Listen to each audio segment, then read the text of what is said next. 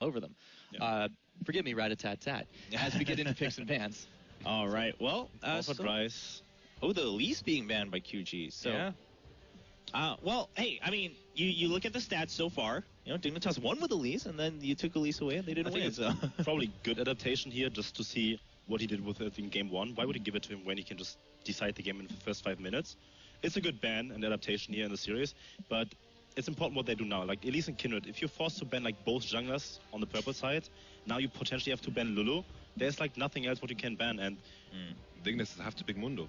It's like we haven't seen Mundo in this series. Yeah. We saw one ban. The strong power pick that is going to be left open if QG go for the Lulu ban once again is Dr. Mundo. And with these ranged junglers banned from the jungle, I think Mundo, even in top lane, is the strongest pick they could pick up in this rotation. Mundo is like, I would pick Mundo here. There's like no reason to not pick Mundo, but then again, what else is there open? I mean, you do not want to pick Channel because on blue side we said it's like a bit weaker than on the purple side because you can hide it into like the last pick.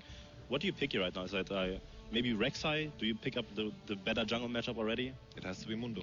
It has to be Mundo? You could take Mundo and Rek'Sai if you want to send him top. Then you'd pretty much deplete the jungle pool. But then, of course, you know, Switch is just going to take Nidalee again. Yeah. I mean, he's going to pick Nidalee regardless. Yeah, I think he's just. I think you have to assume that, right? Oh, that, no! Wow. Well, okay, That was unexpected. Okay, well, okay. I mean, last game, last game we saw the blind Victor, which we thought was bad also because it signified that Rise was going top. But this time, Dignitas, do you think it's maybe them putting a little bit too much credit to Doinby's Victor? I do not like this at all. I think what QG should do right now is just pick Rek'Sai and Trundle to have like a stronger matchup already in the jungle. And what is Kira gonna play? Yeah, challenge his jungle pool more. Okay. Rek'Sai is a good pick. Like, what is Kira gonna pick right now? It's like, in my opinion, I feel like the optimal picks would be just Dr. Mundo and straight up Trundle. Because I still feel right now with the current jungle pool, I still feel that Dr. Mundo is on top. sure, but you put yourself into the advantage where you just give away the flexibility already if you just pick both in one rotation. Well, To be fair, you can kind of do a triple flex Triple flex? until the end. I can see Okay. that. But I do not want to see this Nidalee. well, you know, I don't he want to was see this hovering right over now. that Rek'Sai for a long time and he decided, nah, you gotta go with the No, again. I can see why the Fiora is like a good pick away because Ryze is banned, Malphite is banned, we have not seen Mundo. What's there left? Like, Fiora is the best champion. What I want to see now is just bring out the Jax versus Fiora. The Bring it skill out. matchup, Smitty J, and even in the Challenger series, played these carry top laners. I'm kind of hoping that he busts out Jax because Jax is still super powerful, even with the Guns's Rageblade nerf. Hey, man, they can switch it around. He can go Hecker him this time. Kira is gonna Yeah. Kira is gonna go Rek'Sai again here. There's no reason not to pick a Rek'Sai, especially like with the Victor together. It's like really good synergy, safe jungler. Not that strong against Nidalee, but he played the matchup out like I think better in my opinion in the early game than Swift. So Tristana, okay. Well, you could pick your bot lane right now. Or you could pick your bot lane right now, but you lock yourself into.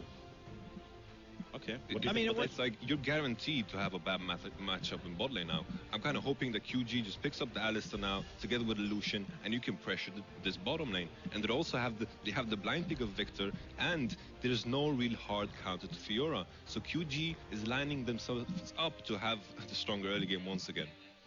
Miss Fortune is also good. Yeah, toying with that misfortune. Of course, last time it was on the side of Dignitas. I mean, QG locked themselves into like a split push scenario already. It's like Fiora. The winning condition right now is like get your Fiora ahead and make sure she's split pushed, right? That's like always your winning condition with Fiora. If she's strong enough, she can even join team fights or skirmishes and then completely dominate the game through that. So, do you like sacrifice your bot lane like too right now? Like, do you just pick for the team comp in the bot lane? I feel like you can just pick up the Alistar, has really good matchup in the Thresh, and Alistar as well scales so well into the game. Yeah. Because Alistar, back in the past, was always the champion that you blind picked because he's always going to be good into your composition. Engage composition, disengage composition, always good. Yeah. The only downside I see here is we don't have any hard engage from QG. And I think Lissandra? Bam. Lissandra would solve the problem, yeah, I agree. Okay. It would solve, yeah. That would be like a pretty decent comp. Because right now I'm like a bit afraid that Victor just gets like away. If you get away with the first pick Victor and there's no hard engage or punishment for that, you're doing something wrong, right? That's for sure. Okay. Oh, and the Jax does there come goes. out like you guys kind of wish to see, and it makes Jax sense. And Rek'Sai, yeah. That was Very important. I think Yeah. the Jax is so important because Dignitas were lacking a win condition because because they need to play around the top lane now, force the 2v2, make sure Jax comes up ahead. Because once again, with the Nidalee, it's so hard without Engage to win the 4v4 that is going to happen in mid when the split push occurs. But then again, they can once again solve that issue with the Lissandra with the TP to pressure that 1v1 that we're going to see. Okay, going for potentially an Orianna.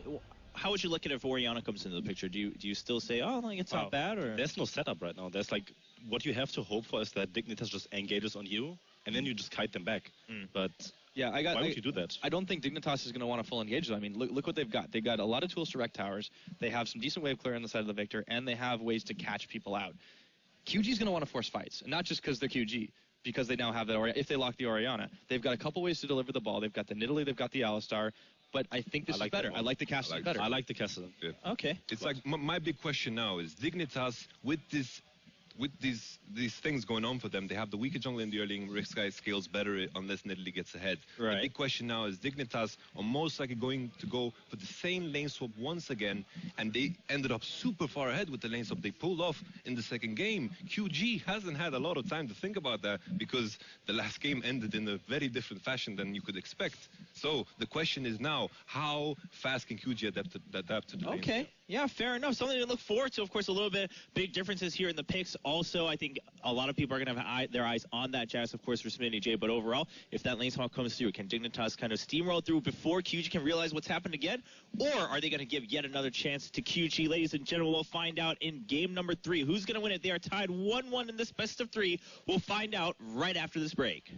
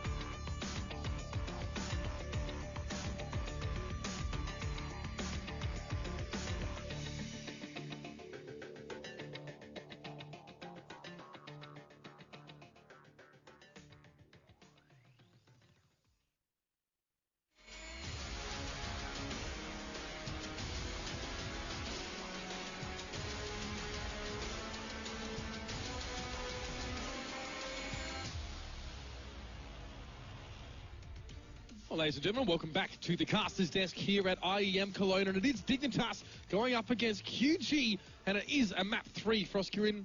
Before this, would you have really predicted us to get to this third map at all?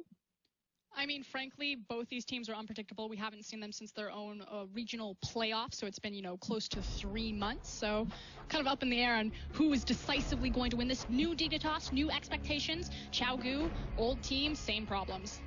That's right. Well, let's see what expectations are going to be like now following that second game, which was a lot better for QG, especially with Dignitas were not able to shut them down early. I mean, before we really dive into the specifics here, Caster now being picked up here for Doinby.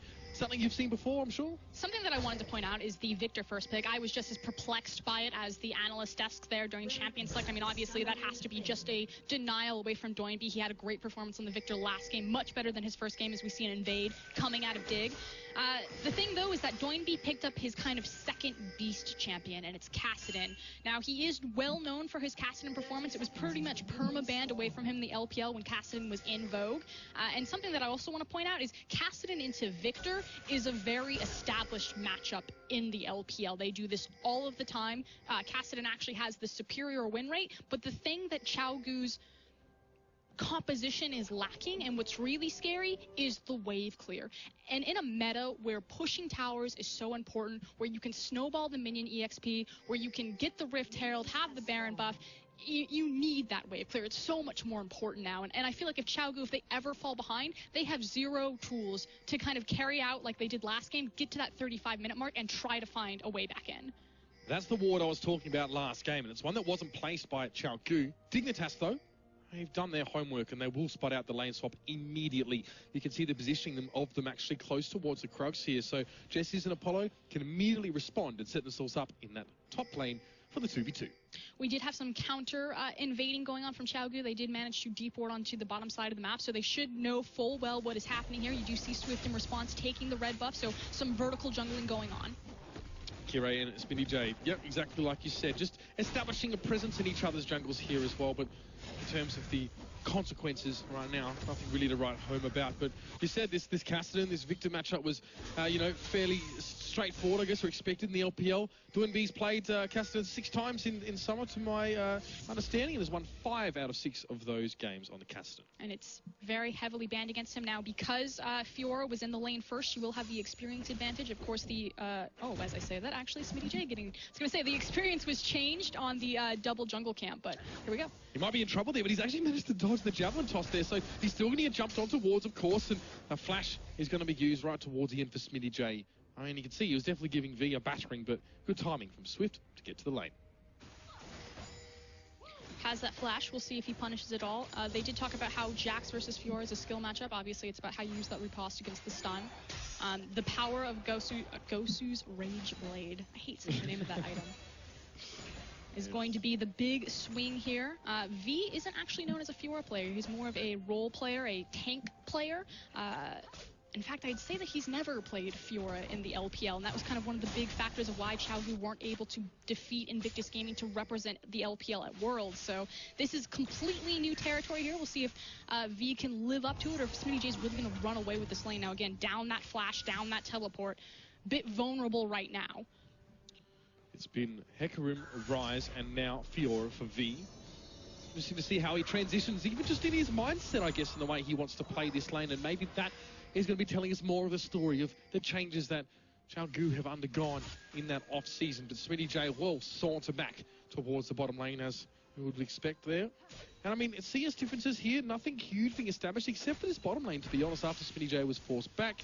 It's been a slight lead now that V has been able to mount. But they're not punishing the fact that Smitty J is so far forward. Without a flash. Without any of his summoners. If he dies here, he won't even have the teleport, effectively to pick up on the extra experience. So getting the chance to reset that lane, as Swift is spinning his time up into the top side, which...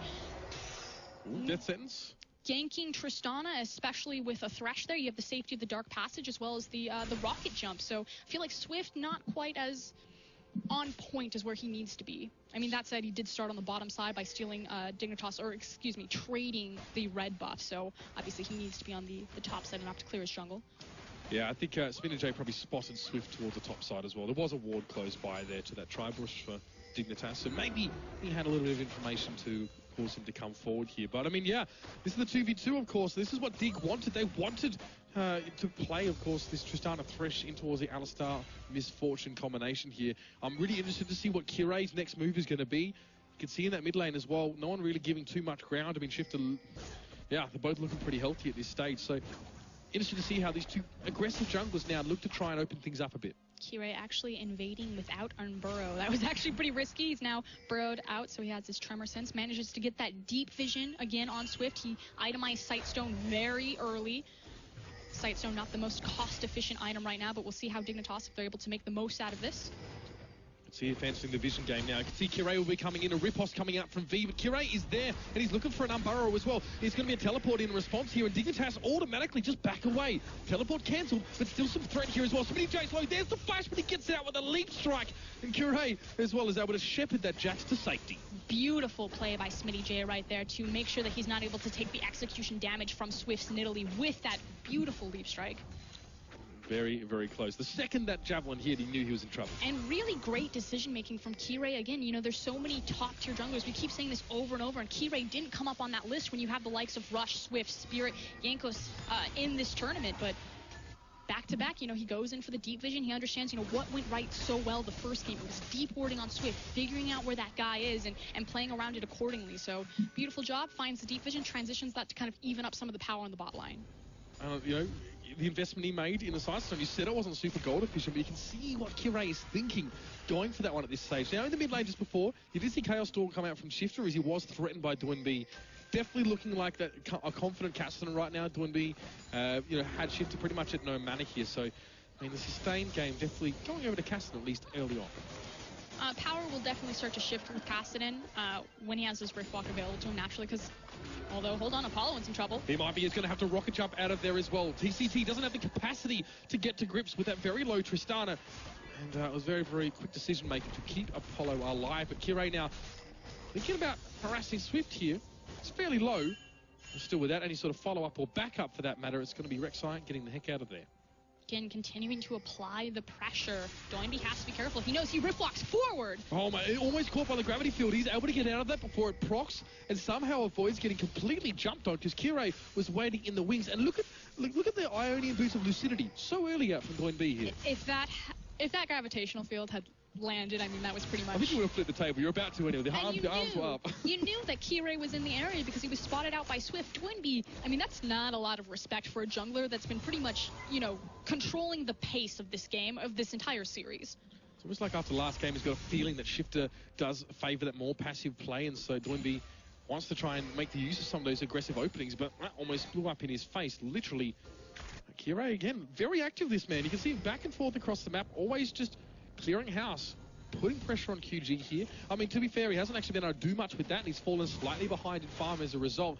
But you've got a feeling that eventually his effort's going to pay off. Well, that's really supposed to be expected in terms of Swift. Swift is very good at, people think of him as an early aggressive jungler, which he can show that, but he kind of has two modes. It's either super aggressive, I'm invading your jungle at every point, or I'm just really farming up, and he's very good at that naturally, as Nidalee is. Word Rush was used there by Kire to get close towards that top side. It was maybe thinking it might coincide with the death sentence, but was a bit too much of an overlap there as well, and Kire is going to actually do a bit of farming, get himself some of that money. Swift again looking forward. He won't find a heck of a lot towards that side of the map. It's pretty much been cleared out of at least that red buff, but he wants to go towards a mid. Blue buff going to be given over to a Shifter as well, which was his problem in actually the first sort of 5 minutes. It was his sustain. He left lane with no mana and sort of quite low health as well, so he'll be relishing the chance to be able to spam a little bit more. Kire again looking for a very aggressive evade, trying to set down these deep wards, checking on timers for Swift. This is risky. Smitty J's flash is again available, and you never dive a Jax. Well, that was the old saying anyway. It's still fairly true. He does hit the javelin toss. Okay.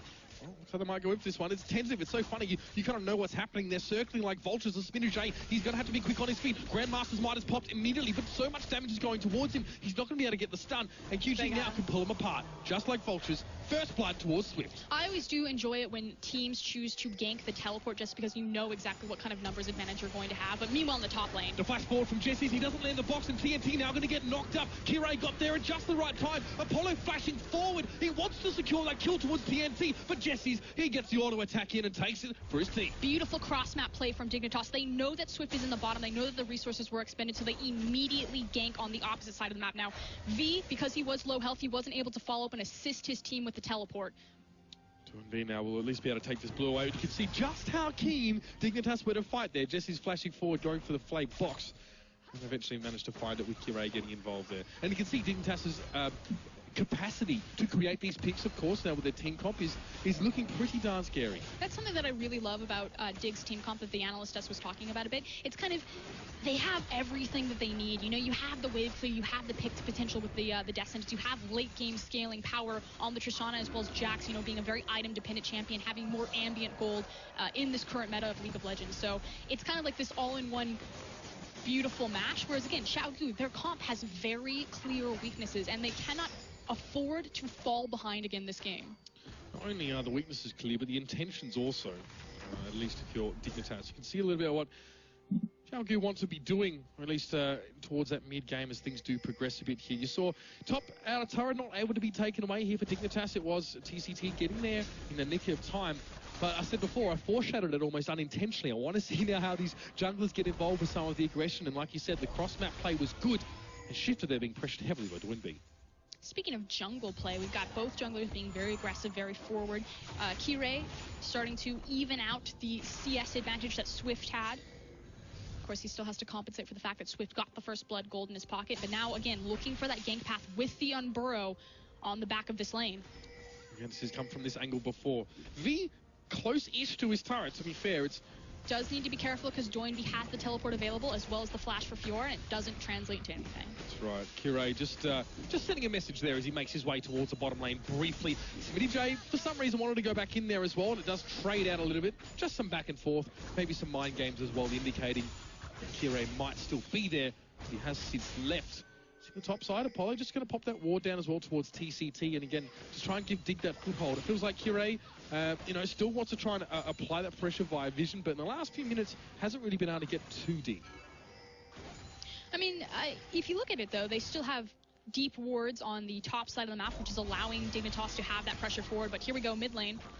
Going to be able to get out of that gravity field quite quickly, and a quick trade is a good trade if you're a Kassadin, and he manages to get out ahead in that one as well. A couple more of those, and Shifter will be starting to feel the pressure, as Swift is already going to be making his way up as well, maybe trying to open up some sort of opportunity. You can see straight away ward over the wall. Shifter's having none of it.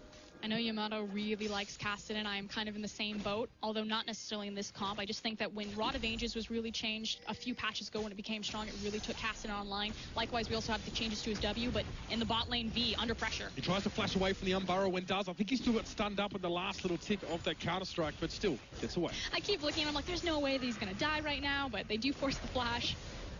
Still get something for that gank there. Kirei coming back for another crack at the bottom side, but again, flash away from Fiora. It's going to be yielding them some results in the future. Shifters walk straight in, but he manages to get the burst on Swift out of nowhere. Of course, we know what Victor can do when he can burst down. I guess the Swift there just didn't even know what was coming. I'm not trapped in here with you. You're trapped in here with me. Swifter. That's pretty much what happened Pretty there. much. It was a swift shift in favor of Shifter. A quick kill to come through. I don't know. That was pretty scary, but we know the burst potential of Victor there as well. Maybe Swift just not respecting it. I mean, face forward, jumped in. Swift was looking to fight, and unfortunately, Doinby didn't even follow up at all. Shifter picks up a free kill. It's actually not the first time that has been done. Swift did that in game one. It was Kirei who actually managed to get the kill away from him there as well. Again, a matter of not respecting what you're getting yourself into or what your opponent can do. As teleport to the bottom side, and the challenge has been laid down by V, but Smitty J just trying to sustain through this a little bit more. The stun doesn't activate. Of course, the bill's parried away. And V is able to heal up through that one. Another successful dive towards that Jax. They're really trying to put a lot of pressure on Smitty and keep him quiet. Taking advantage of Shifter's back right there after the kill went down, knowing that he was back on the base, healing up and making sure that I can get this teleport in. We can make the play immediately now. Back, spin the gold, and run straight back to mid lane. So he's not losing anything for it. You know, on one hand, you're seeing that Swift's able to get to grips with Smitty J in the bottom lane and get those ganks down, whereas Kirei a little bit frustrated, hasn't even just the one assist for the man right now as well. It means 50% participation, but he'd love to do a bit more, especially in such a crucial quadrant of this map. Big items coming online, though. We do have the Rage Blade up and online for Jax. I believe Deficio said it best. When that item is fully stacked, the efficiency on it for the amount of damage that you're putting out is like 180%. It's absolutely ridiculous. Just a matter of Smitty J can actually get that one stacking on up. See recalls here as well. Kirei's heading back, and Jesse's as well. Always just checking that river as well. Not quite sure of where Swift is going to be. He's been a menace thus far. There's something that I really like about Jax, just to kind of quickly touch back on him. Yes, Smitty J sitting 0-2-0. That's not the greatest scoreline. He's down in CS by quite a bit. But the thing about Jax is he's an item-dependent champion. It really doesn't matter if he's 0-6. At some point, when he gets the necessary items in his inventory, he's going to be Jaxed no matter what. It's always it's a foregone conclusion that at some stage you're going to have to deal with that beast. Don't you love that when you've like put a Jax down early game? He's like 0-3. He comes back with. It used to be in the past like the Trinity Force and just immediately kills you. Like, yeah, he just belts your head and it's like, wow, okay, maybe I should have seen that coming. Now, happened enough times to me. I'll give you the big tip. But that's Jax for you, ladies and gentlemen, of course, and a lot of synergy between that Quincy's Rage Blade and of course that Grandmaster's Might. The passive stacking up as well. That satisfying sound of him belting on a tower or a hapless enemy champion. Here we go, though. 2v2, Fiora, Nidalee versus Rek'Sai and Jax. Again, Dignitas, this has kind of been their MO. As soon as they think that they have any sort of advantage anywhere, they immediately translate that into deep invading and pressuring into Swift's jungle. Swift trying to outmaneuver them a little bit, but is spotted out by the pink ward. Yeah, I mean, he wasted no time in trying to clear that out, but he might find himself in a little bit of danger here. Smitty J is going to try and get to grips with him as well. Swift going a little bit low, but Smitty J, where's the follow-up? Where's Qiao? He's not here. Smitty J still gets the kill towards Swift, but he's not going to be able to sustain through the damage for V. And Qiao, well, he just has to look on in dismay as the 1-for-1 goes down and backs away. I mean, again, you're taking the 1v1. It's not the worst trade. Now Jax resetting himself, has that kill on the board, so taking a little bit of the kill gold back with him, but kind of a miscommunication there from Qiao as well as Smitty J that he wasn't next to him to make that a 2v2. Not the first time that's happened, in fact, as well. We saw Smitty J go aggressive in that bottom lane as well after Qiao had actually already left. Yeah, new roster. I mean, communication is key, and it's something that's going to take a lot longer than a couple of days to work on. But those are the things that reveal those particular deficiencies in your team dynamic. And here's TNT and TCT. We're just over towards that in the middle lane, though. Sorry, 2&B. It's getting bursted down, and now, like you said, that power starting to shift a little bit more. But there's TCT. He's going to go for the knock-up, but he's caught in the gravity field. And Shifter and Qiao, cool men, don't look at explosions or cows being caught in gravity fields. Good vision from Dignitas, spotting out Qiao, making that roam onto the mid lane, making sure that Qiao was in position to follow it up to have Shifters back so that didn't turn into something more. And again, they've done such a great job with their vision control against Qiao. Again, Qiao just, I think, personifying your point. Jess is even moving forward as well. With that outer turret down in the top lane, they have a bit more control, and Kirae's relishing the fact that he can now go for these Krugs, he can now go for those deep wards as well, spread his network of tunnels everywhere, be anywhere he needs to on the map in a pinch. It's a very low kill game though here for Oscar. I feel like we've seen a little bit different, definitely since the first game, the way that these two teams have developed an understanding of each other. Now we see things slowed down a heck of a lot. Well, typically in a best of series, naturally, at least again on the old patch, again it's a little bit wonky now because we are in the new patch, everything's kind of up in the air. You know, what is the best strategy? Teams are still trying to figure it out, but it used to be that you always play for late game in a best of series last game, because no one's going to take a chance to throw away their series by making a crazy level 1 or early game kind of snowball type of play. So it makes sense that Dignitas would have those different options. Again, we talked about how well-rounded of a team comp it is, how it kind of has everything that you really want from it. So expect it to be a little bit more tame, a little bit more reserved, because this is it. This is the best of 3. This is the final game. They don't want to blow it at the first 5 minutes to give away 4 kills. And we look towards with great interest to when we do hear that critical mass, when all of a sudden it's gloves off and on for young and old, and these teams are starting to brawl, that they're now trying to lay down this groundwork. And dragon work as well being done here for QG. Just going to pick that one up. Even with the health pool of outer turrets increasing, it's still not an issue. But Jesse's now getting knocked up, getting completely caught out, and absolutely nowhere. There will be no follow-up. There will be no funeral. He falls on his own. And suddenly there are 4 members of Qiao in a single area, and they find another kill and pick up an objective. The dragon has still been very important to them over the course of this series, and frankly, there's no reason for Dignitas to try to face check into that. Strange. Very, very strange there as well. Smitty J as well. He's actually found himself in the top lane this time as well, after that tower finally going down.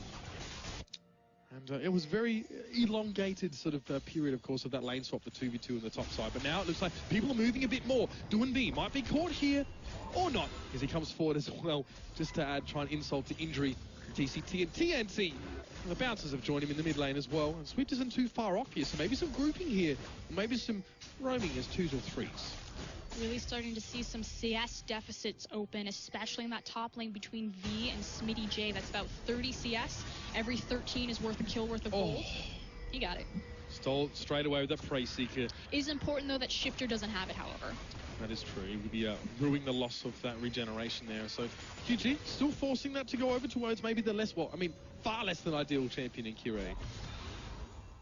Doing B as well. Just looking to be coming again. Problems with Rek'Sai. You know, her huge mana pool. Yeah, that's right. He's loving the CDR though. At least he's just it's totally worth it, of course. But someone had to take it, and well, it was just as well it didn't go over towards QG. But you can see Do&B there pressuring Shifter, maybe hoping to see use some of his cooldowns, and you know they're still playing the lane here. This is a very elongated lane phase. Dangerous though. Hold on, I'm watching Qiao. He doesn't have Jesus with him. There he goes. Okay, so he doesn't commit too deep right there. So Jessus might want to try and cause some trouble over here in the blue side of the map as it was a ward that went down. Again, those two roam together to get the vision. Apollo has found an opening towards TNT, but he goes forward. Oh, buster shot, okay. Thought he might commit fully to that one as well, but just hoping to get a bit of extra damage across. But Doinb coming in from the backside, and there is Swift as well. He's chasing them down. He hit the javelin on towards Apollo. The teleport's going to come in. Smitty J is in the house. A big knock-up coming out there. And Unburrow as well. TCT gets so much CC down, but Smitty J does get the kill towards V. Swift is going to drop as well. That's a double for that Jax. As you said, one way or another, that man is going to come back swinging, but the triple kill comes there for Doinb as well. TCT and Doinb trying to back away.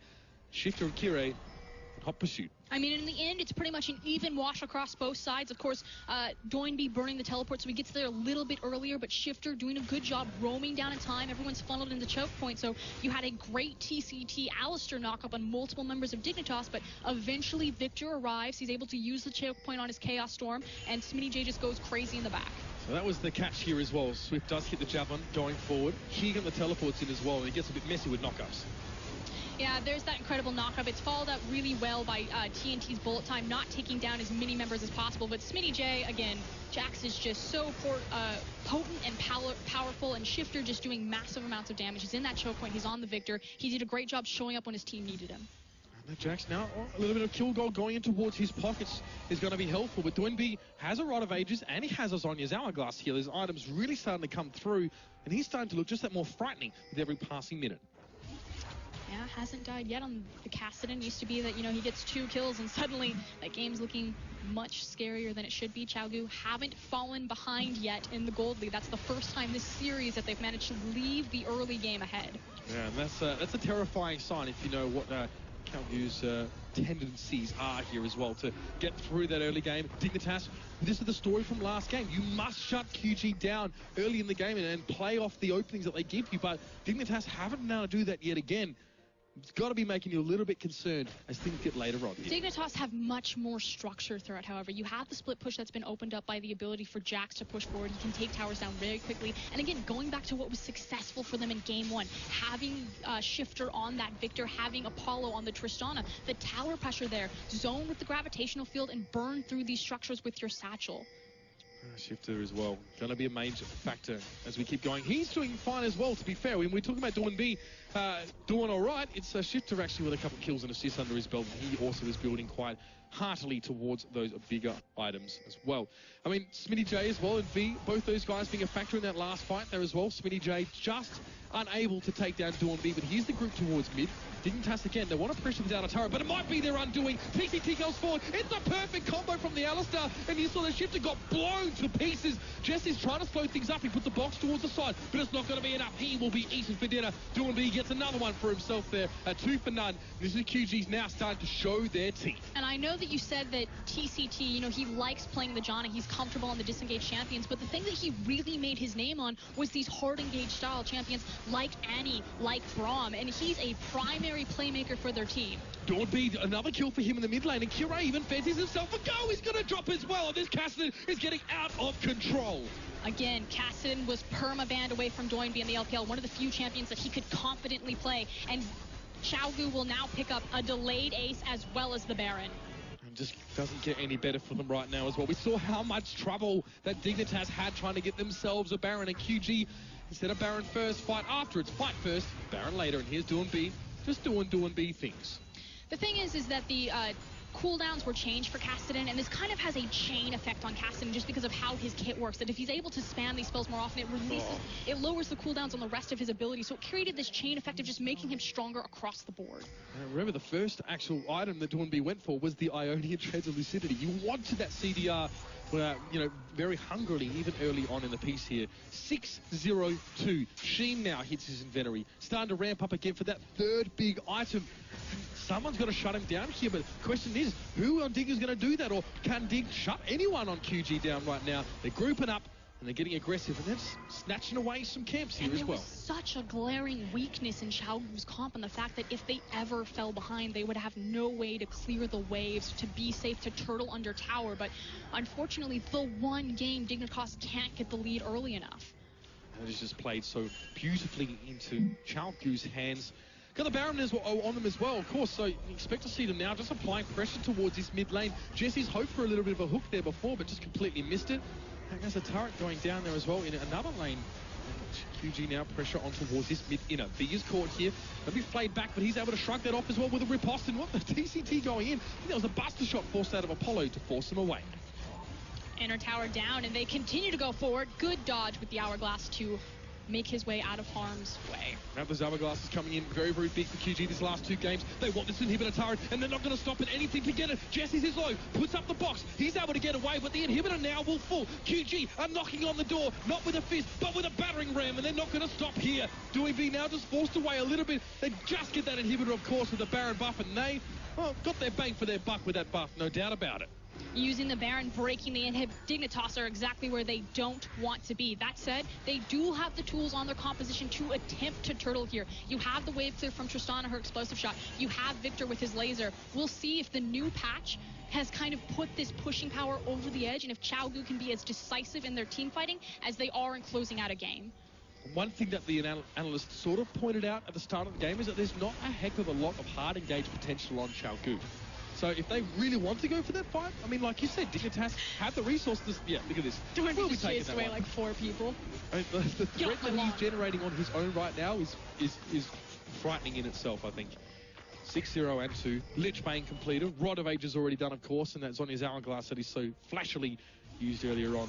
Just helping him in a big way. They might try and gank him, but it's a Kassadin.